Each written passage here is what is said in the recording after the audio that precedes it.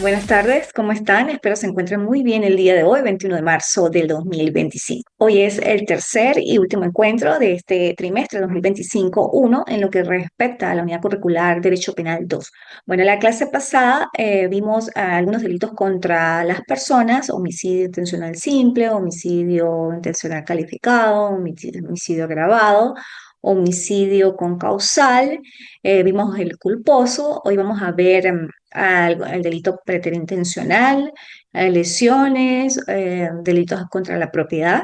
Sin embargo, pues bueno, ya saben que ustedes de manera autodidacta deben profundizar en todos estos aspectos y analizar cada uno de los artículos conforme a la estructura que indiqué en las clases anteriores.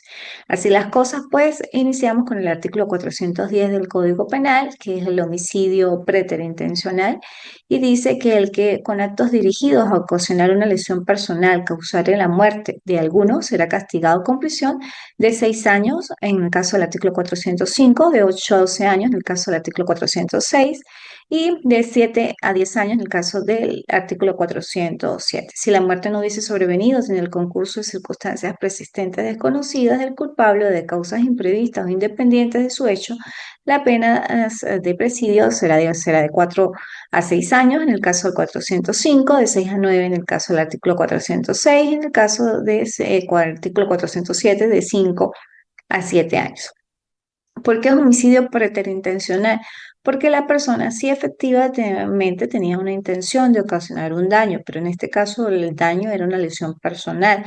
No se imaginó que con producto de la agresión em, activa entre esas partes, pues se pudiera generar una muerte. Esos son los casos típicos de las riñas, donde dos personas pues efectivamente están discutiendo, se quieren agredir, tienen la intención pues de causarse de una u otra forma un daño físico, pero no tanto como para ocasionar la muerte. Pero producto de esa agresión, uno de ellos se cae de manera pues imprevista y pues se lesiona en su cabeza o en un órgano pues que compromete, vital, que compromete su vida, y fallece. Ahí hay un homicidio preterintencional, lógicamente que se estudiaría el caso en cuestión, el caso en concreto, para determinar todas estas circunstancias y verificar si es preterintencional o si era intencional. ¿Ok? Pero pues por eso, como siempre les digo, cada caso es muy particular. ¿Ok? Ahora pues hablemos de las lesiones. Las lesiones personales están en el artículo 413 en adelante. Vamos a ver algunas, como el tipo general, que es el contenido en el artículo 413, el que sin intención de matar, pero sí de causar daño, haya ocasionado a alguna persona un sufrimiento físico o perjuicio de la salud o una perturbación en las facultades intelectuales, será castigado con prisión de 3 a 12 meses. Igualmente, de ahí en adelante se empiezan a graduar o a verificar los tipos de lesiones, que son lesiones graves, menos graves, leves, levísimas, inclusive gravísimas. Eso va a depender en todo caso de la data del médico forense cuando es revisada la persona víctima, y él verifica cuál es el tiempo de curación de esa lesión. Dependiendo de la curación, del tiempo de curación de esa lesión, pues se va a establecer qué tipo penal es el que se le puede aplicar. Por decir, en el artículo 410, que es 16, que habla de lesiones leves, porque se concatena con el tipo general del 413, y dice así: si el delito previsto en el artículo 413 hubiese acarreado a la persona ofendida enfermedad que solo necesita asistencia médica por menos de 10 días, ahí ya me está indicando el tiempo, o solo la hubiera incapacitado por igual tiempo para dedicarse a sus negocios ordinarios, ocupaciones, la pena será de arresto a 3 meses. Como ven, es un tipo de lesión leve, o sea, no amerita mucha asistencia médica, menos de 10 días. Lógicamente, pues si hay una agresión, se verificó la lesión, pero esa lesión no compromete ni siquiera un órgano vital, pudo causar fue moretones, lógicamente que sí es un tipo penal, es un delito que tiene que ser sancionado, penado, pero lógicamente pues es leve, su pena es, se pudiera decir, atenuada. no pasa de los 6 meses, inclusive pues es un arresto, ¿no? Lógicamente puede privarse la persona de libertad, pero esos son casos excepcionales. Casi siempre este tipo de delitos la persona sigue su proceso penal estando en libertad porque pues no es un delito grave en sí para que se le prive de su libertad y de sus quehaceres al victimario, ¿no? O al sujeto activo. Eso con respecto a los delitos de lesiones. Igualmente, pues como les indiqué, la data o el tiempo de curación va a ser dispuesto es por el médico forense. Ahora, algo particular en la primera actividad, sobre todo que yo les indiqué, que me señalaran cuál era el delito que estaba nulo en cuanto a los delitos de homicidio, es el 421 porque este artículo fue declarado nulo por la extinta Corte Suprema de Justicia.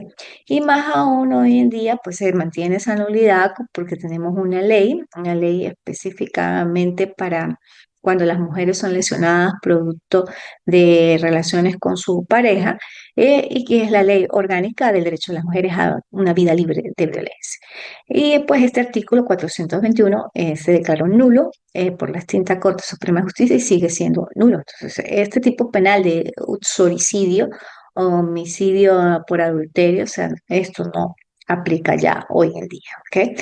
Eso es lo que ustedes tienen que verificar a medida que vayan estudiando en la normativa, no solamente la normativa penal, sino toda la normativa vigente venezolana, ¿ok? ¿Por qué digo venezolana y hago especial consideración? Porque he visto inclusive actividades académicas donde me colocan legislación colombiana o legislación peruana, que no estamos en derecho comparado y no le estoy solicitando que me indiquen el artículo de ese tipo de países, ¿ok? Muy en cuenta en eso. Si bien es cierto, hoy en día también tenemos ChatGPT o inteligencia artificial que pueden ayudarnos a hacer los trabajos, no dependamos totalmente de eso. O sea, produzcamos, produzcamos y mantengamos esa creatividad y ese sentido de análisis y reflexión en cada una de nuestras actividades y procesos. ¿Ok? Luego, bueno, están los delitos de aborto, abandono de niños, los invito a leer, sin embargo, pues el aborto también está contemplado en la ley especial, eso se va a verificar de cada caso y bueno, se va a graduar o se puede relacionar si se amerita relacionar el Código Penal con esa ley, si no, pues solamente se aplica la ley especial. Luego en el capítulo séptimo, artículo 442, están las disposiciones de los delitos como difamación e injuria, que son delitos de instancia de parte agraviada, que indica esto, que su impulso procesal es necesario por la víctima.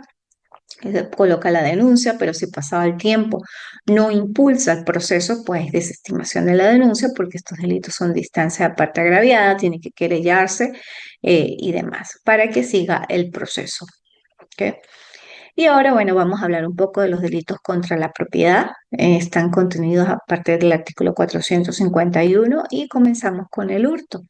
Indica el Código Penal que todo el que se apodere de algún objeto mueble perteneciente a otro, aprovechándose de él o quitándolo sin el consentimiento de su dueño del lugar donde se hallaba, será penado de prisión con una prisión de 1 a 5 años.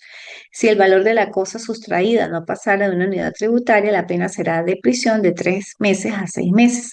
Se comete también este delito cuando el hecho imputado recaiga sobre cosas que hagan parte de una herencia aún no aceptada y por el copropietario, el asociado o coheredero, respecto de las cosas comunes o respecto de la herencia indivisa, siempre que el culpable no tuviera la cosa en su poder. La cuantía del delito se estimará hecha a la deducción de la parte que corresponde al culpable. Este es el delito de hurto simple. Lógicamente, cuando hablamos de hurto es porque no hay una agresión, no hay violencia entre la víctima y el victimario.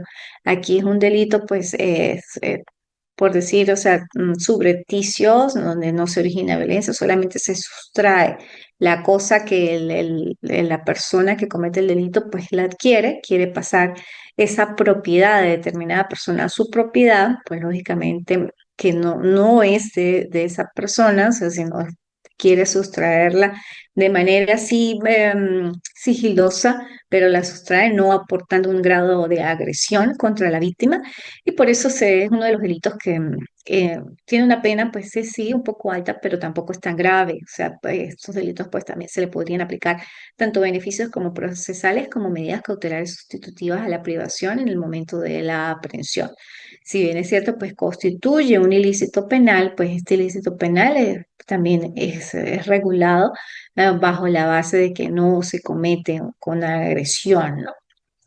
Pero lógicamente es un delito porque es un apoderamiento de una cosa mueble, porque se puede trasladar de un lado a otro sin el consentimiento de su verdadero dueño. ¿Ok? Igualmente, pues está el delito de hurto calificado y el delito de hurto agravado. Esto es cuando pues se comete con especial atención en el primero de los casos, en el primero de los señalados en las oficinas, archivos, establecimientos públicos, en los cementerios, apoderándose de las cosas que sirven o están destinadas al culto, sobre una persona por arte o astucia o destreza en un lugar público o abierto al público, apoderándose de los objetos o del dinero de los viajeros, apoderándose de animales que están en los establos o que los dejan en campo abierto, apoderándose de las maderas depositadas o de los objetos que en virtud de la costumbre o de su propio destino se mantienen expuestos a la confianza pública, por decir, un juego de muebles, de sillas que están en algún tipo de porche y en ese porche, pues a pesar de que existen rejas tan bajitas, la persona entra, se sustrae las sillas, o sea, son ciertas cosas pues que están expuestas a esa confianza pública, igual los materos, las plantas, las flores. Todo lo que pertenezca a una persona en el ámbito de su propiedad y de su radio de acción, de posesión, pues lógicamente si otra persona llega y lo sustrae, ya ahí se genera un ilícito penal. También es otra forma de hurto cuando el hecho se ha cometido abusando de la confianza, cuando para cometer el hecho el culpable se ha aprovechado de las facilidades que le ofrecía o que ofrece la misma naturaleza, como un desastre, una calamidad, una perturbación pública o unas desgracias particulares del hurtado, sino viviendo bajo el mismo techo de que el hurtado, el culpable ha cometido el delito de noche o en alguna casa o otro lugar destinado a la habitación. Igualmente, si para cometer el hecho, trasladar la cosa sustraída, el culpable ha abierto las cerraduras, sirviéndose de llaves perdidas o dejadas por su dueño o quitadas de esto indebidamente habida o retenida. Si para cometer el hecho, para trasladar la cosa sustraída, el culpable se ha servido de una vía distinta a la destinada ordinariamente al pasaje del recinto para salir de obstáculos, cercas que no podrían salvarse sino a favor de medios artificiales o fuerzas de agilidad personal. Si el hecho se ha cometido violando los sellos puestos por algún funcionario público en virtud de la ley o por orden de la autoridad, si el delito de hurto se ha cometido por persona ilícitamente uniformada usando hábito religioso o de otra manera disfrazada, si el hecho se ha cometido por tres o más personas reunidas, y si la cosa sustraída de las destinadas notoriamente a la defensa pública o a la pública reparación o alivio de algún infortunio, entre otros. ¿Ok?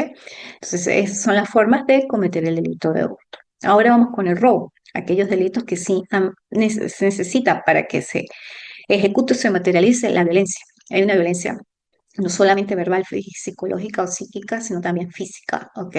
O la amenaza de esa violencia, ¿ok?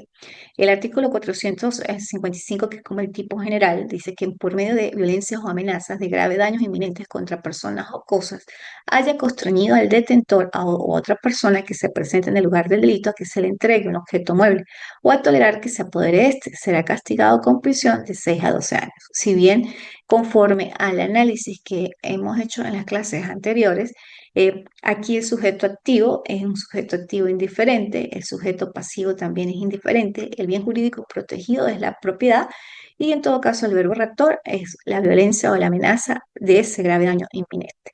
Por eso, quien por medio de amenazas ya me está indicando que el sujeto activo puede ser cualquier persona, pero efectivamente para que se materialice tiene que existir una violencia o una amenaza de un grave daño inminente contra esa persona o cosa que haya constreñido a su vez al detentor, otra persona presente en el lugar, a que le entregue ese objeto mueble.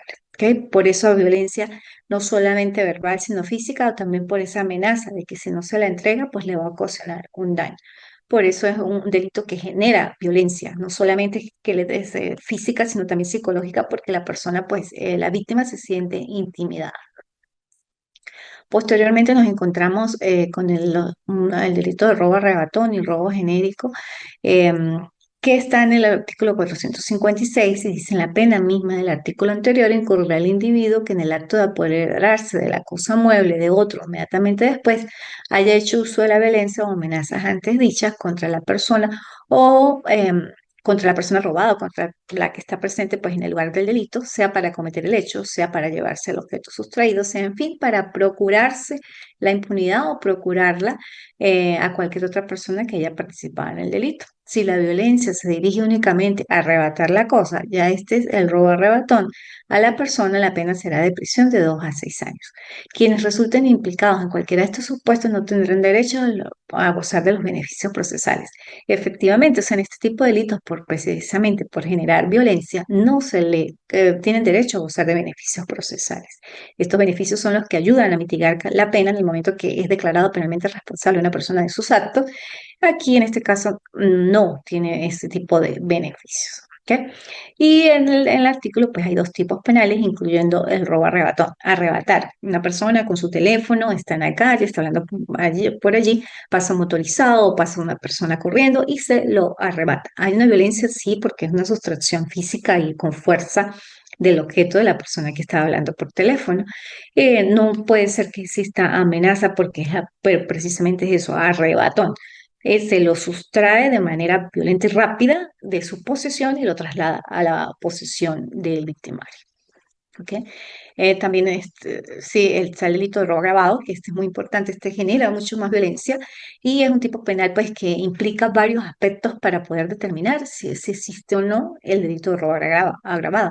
Entre ellos, bueno, cuando uno de los delitos previstos en los artículos presentes se haya cometido por medio de amenazas, ya ahí hay amenazas a la vida a mano armada o por varias personas, una de las cuales hubiese estado o hubiera estado manifiestamente armada o por varias personas ilegítimamente uniformadas usando hábitos religiosos o de otra manera disfrazadas o sin fin se hubiera cometido por medio de un ataque a la libertad individual. La pena de prisión será por tiempo de 10 a 17 años sin perjuicio de la persona o personas acusadas de la pena correspondiente en cualquiera de los supuestos anteriores. No tendrán derecho igualmente de gozar de los beneficios procesales de ley ni la aplicación de medidas alternativas de cumplimiento de pena porque son delitos pues graves, hay una violencia allí como señalé, no solo física, sino también psicológica. Y en este caso, pues para que se configure, independientemente que sean varias las personas que estén ejecutando el delito, con que solo una de ellas esté armada, ya se configura un delito de robo agravado. Y supongamos no sean varias las que concurren en la comisión del delito, sino una sola, esa sola debe estar efectivamente armada para que se constituya un robo agravado, porque si no tiene un arma, así sea, debe ser de fuego, blanca, un arma que efectivamente pueda comprometer un órgano vital de la víctima, pues no hay robo agravado. Puede haber un robo propio, puede haber un robo propio, genérico, puede existir inclusive un robo arrebatón, pero no se va a configurar un robo agravado porque no existe el arma. Puede existir la amenaza, pero el arma no se encuentra. Entonces, lógicamente, uno de los aspectos importantes para determinar si existe robo agravado es que la persona que cometió el delito o una de las que cometió el delito esté manifiestamente armada. Luego, pues están los delitos de extorsión, el de secuestro, el 460, el de extorsión, el 459, quien infundiendo por cualquier medio el temor de un grave daño a las personas en su honor, en sus bienes o simulando órdenes de la autoridad, haya constreñido a alguno a enviar, depositar o poner a disposición del culpable dinero, cosas, títulos o documentos, será castigado con prisión de 4 a 8 años. La pena establecida en ese artículo se aumentará hasta una tercera parte cuando el constreñimiento se lleve a efecto en la amenaza de ejecutar acto del cual pudiera derivarse pues calamidad, infortunio, peligro común.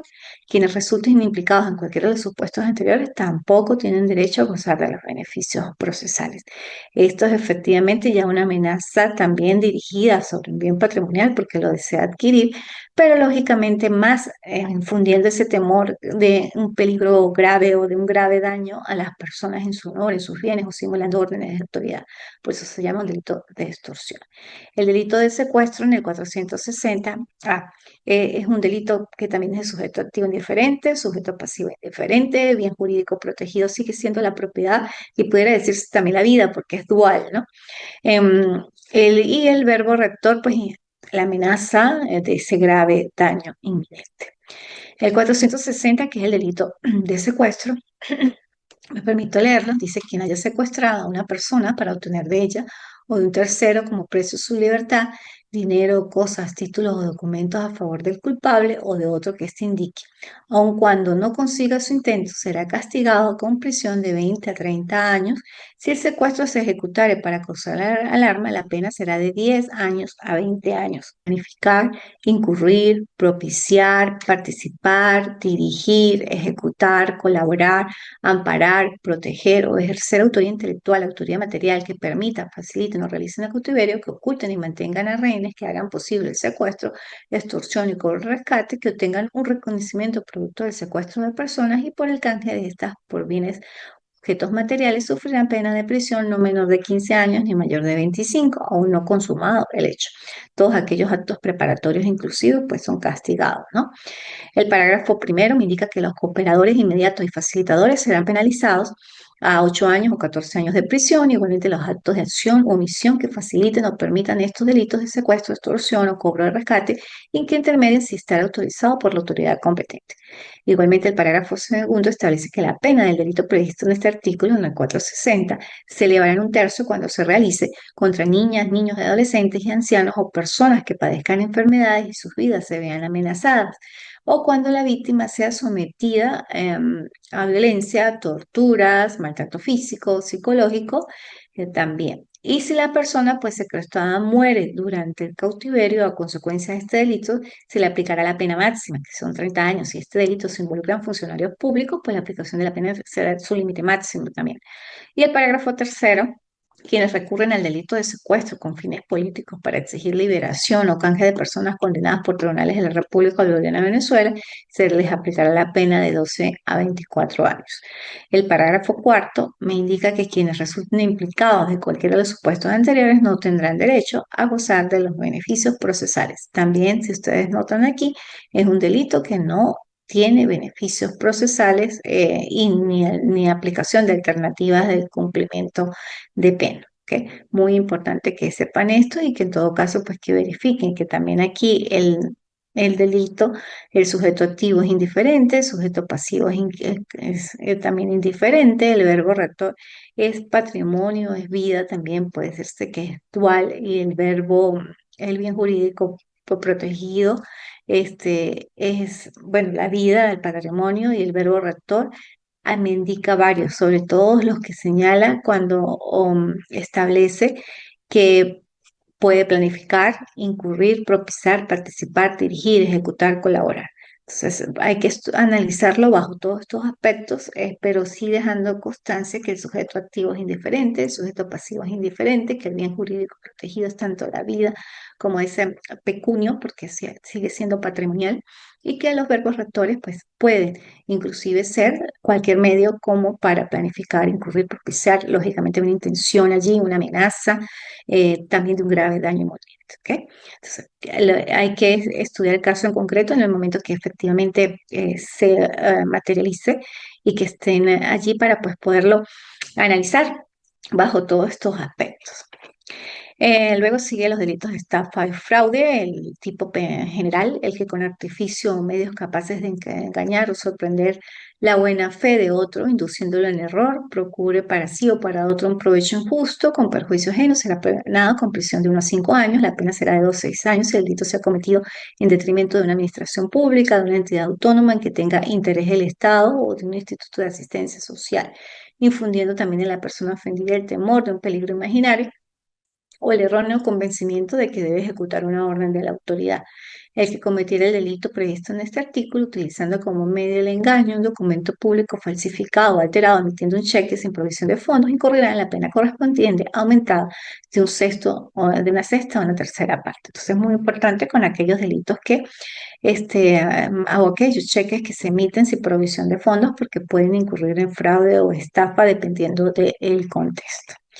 Luego, pues nos encontramos las formas de categorizar la prisión y dependiendo pues del contexto para que efectivamente pueda establecerse y aplicarse una pena bajo ese supuesto. Luego está el delito de apropiación indebida en el 466, que me indica que el que se haya apropiado en beneficio propio o de otro, de alguna cosa ajena, que se le hubiere confiado, entregado por cualquier título, que comporte la obligación de restituirla o hacer de ella un uso determinado, será castigado con prisión de 3 meses a 2 años por acusación de la parte agraviada. El aprovechamiento de cosas provenientes del delito, que también es uno de los delitos contra la propiedad en el artículo 470 y la relación con otros artículos. Luego vienen las usurpaciones, los daños, que también se consideran delitos de instancia de parte agraviada, las disposiciones comunes a esos delitos, para culminar en el 482, el libro segundo, que son las diversas especies del delito. Ya el libro tercero inicia en el título 1 con el artículo 483, capítulo 1, de desobediencia a la autoridad, y bueno, ya es el libro tercero y corresponde a las faltas en general. ¿Ok? Es muy importante que puedan estructurar mentalmente la división del Código Penal como norma sustantiva penal por excelencia, dejando expresa constancia en sus recuerdos que el libro 1 corresponde a toda esa parte general, inclusive a los elementos propios de la teoría del delito, a sus causas de justificación, porque nos encontramos allí legítima defensa, estado de necesidad, nos encontramos las formas en que puede operar o prescribir la acción y cómo puede prescribir la pena, en todo caso, el ámbito espacial y validez de la ley, el principio de legalidad, bueno, todas aquellas circunstancias que generan la parte como general y la teoría del delito. Inclusive me enumera y me establece, me describe las formas o lo que se llama la tipología propiamente de las penas de arresto, de presidio, confinamiento y demás, o sea, cómo se cataloga. Es muy importante que ustedes puedan dominar eso, que el libro segundo pues corresponde a las diversas especies del delito y que el libro tercero son de la falta general, sin perder de vista que no todo está contemplado en el Código Penal, que también existen otros tipos penales que están establecidos en leyes especiales penales y en leyes orgánicas y que, bueno, son necesarias pues también revisar y aplicar en el momento que se ocurra o que se materialice un hecho delictivo. Si no está en el Código Penal, o sea, puede estar en una ley especial. Lo que sí hay que garantizar siempre es que ese delito o ese hecho encuadre en un tipo penal, sea ya contemplado en la norma sustantiva penal, el Código Penal, o sea, en leyes especiales o en leyes orgánicas, efectivamente, pues para que no afecte el principio de legalidad, no afecte la teoría del delito en cuanto al elemento positivo de la tipicidad y pues en correlación con el principio de legalidad, porque si no sería un acto típico y no constituiría delito. Bueno, así las cosas, con esto concluimos la clase. Los invito a que ustedes pues sigan profundizando en todos estos aspectos sumamente importantes para su libre desenvolvimiento y mejor desenvolvimiento como futuros abogados de nuestro hermoso país. Es un placer compartir estos espacios tan informativos de la mano de su casa de estudios, el Instituto Superior de Investigación y Posgrado Ventanas al Conocimiento, de Táchira, Venezuela, para Cotón. Hasta luego.